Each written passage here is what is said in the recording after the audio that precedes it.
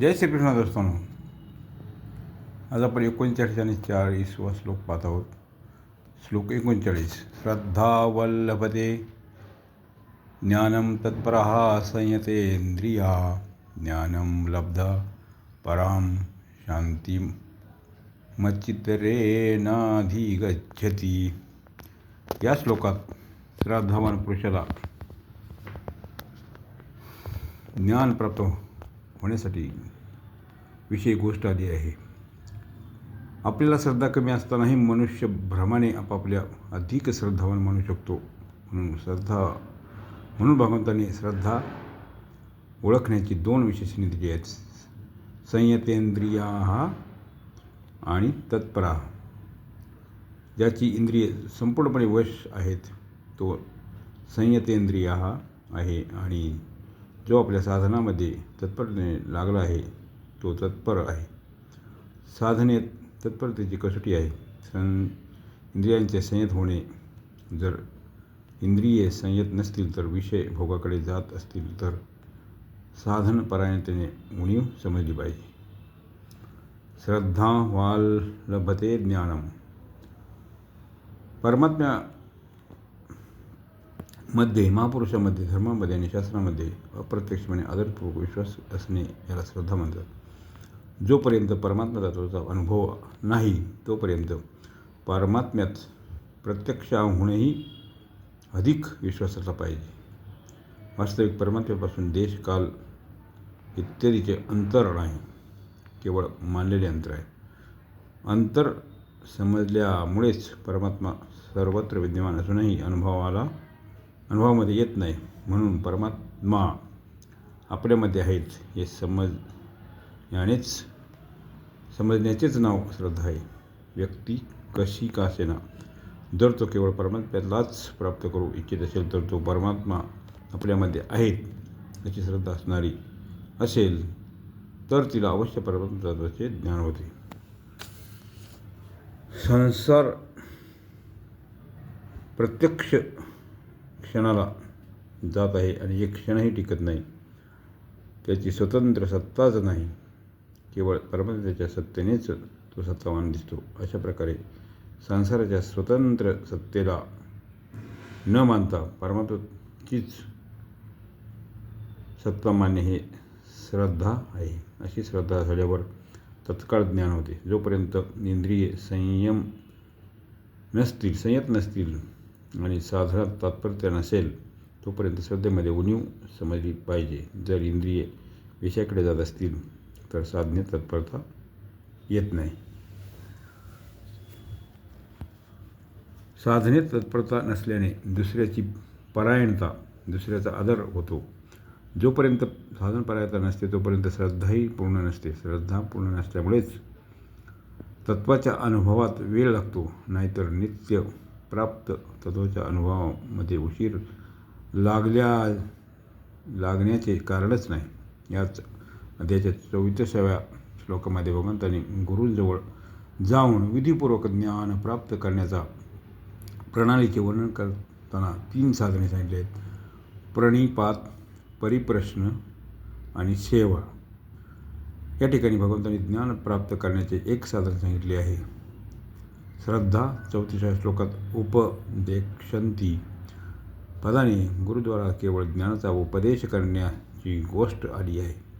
उपदेशाने ज्ञान प्राप्त होईलच असे त्या ठिकाणी म्हटले नाही, परंतु या श्लोकात लभते पदाने ज्ञान प्राप्त करण्याची गोष्ट आली आहे. तात्पर्य 34व्या श्लोकात सांगितलेल्या साधनांनी त्यांना प्राप्त होईल असे निश्चित नाही, परंतु या श्लोकात म्हटलेल्या साधनाने निश्चित रूपाने ज्ञान प्राप्त होते. कारण 34व्या श्लोकात सांगितलेल्या साधने बहिरंग असल्यामुळे कपट भावनेने तसेच साधन भावनेनेही केली जाऊ शकतात, परंतु या श्लोकात सांगितलेले साधन अंतरंग असल्याने कपट भावनेने तसेच साधन भावनेने केली जाऊ शकत नाही. म्हणून ज्ञानाच्या प्राप्तीत श्रद्धा मुख्य आहे.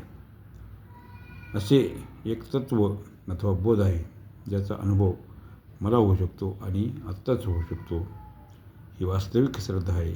तत्त्वही विद्यमान आहे, मीही विद्यमान आहे आणि तत्त्वाचा अनुभव करू इच्छितो, मग उशीर कशाला. श्लोक 40. अज्ञशास्त्रदधानस्य संशयात्मा विनश्यति, नायं लोकेऽस्ति न परो न सुखं संशयात्मनः. ज्या पुरुषाचा विवेक अजून जागृत झाला नाही, तसेच जितका विवेक जागृत झाला आहे त्याला महत्त्व देत नाही आणि त्याबरोबरच तो अश्रद्धाळू आहे, अशा संशयात युक्त पुरुषाचे पारमार्थिक मार्गातून पतन होते. कारण संशययुक्त पुरुषाची स्वतःची बुद्धी तर प्राकृत शिक्षणारहित आणि दुसऱ्याच्या म्हणण्याला आदर देत नाही. मग अशा पुरुषांचे संशय कसे नष्ट होऊ शकतील आणि संशय नष्ट झाल्याशिवाय त्यांची उन्नती कशी होऊ शकते. वेगवेगळ्या गोष्टी ऐकल्याने हे योग्य आहे की ते योग्य आहे, अशा प्रकारे संदेहयुक्त पुरुषाचे नाव संशयात्मा आहे.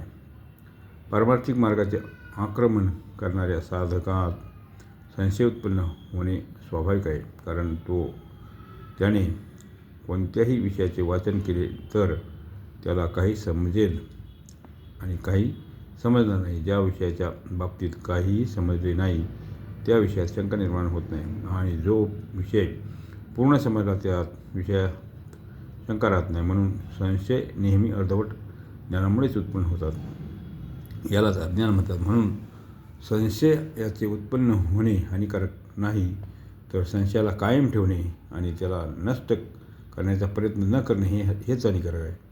संशयाला नष्ट करण्याचा प्रयत्न न केल्यास तो संशय सिद्धांत होतो. कारण संशय नष्ट न झाल्याने मनुष्य विचार करतो की पारमार्थिक मार्गामध्ये सर्व काही कपोल कल्पना आहेत आणि असे समजून त्याचा त्याग करतो आणि नास्तिक होतो. परिणामी त्याचे पतन होते. म्हणून आपल्या अंतःकरणात संशयाचे राहणे साधकाला नकोसे वाटले पाहिजे.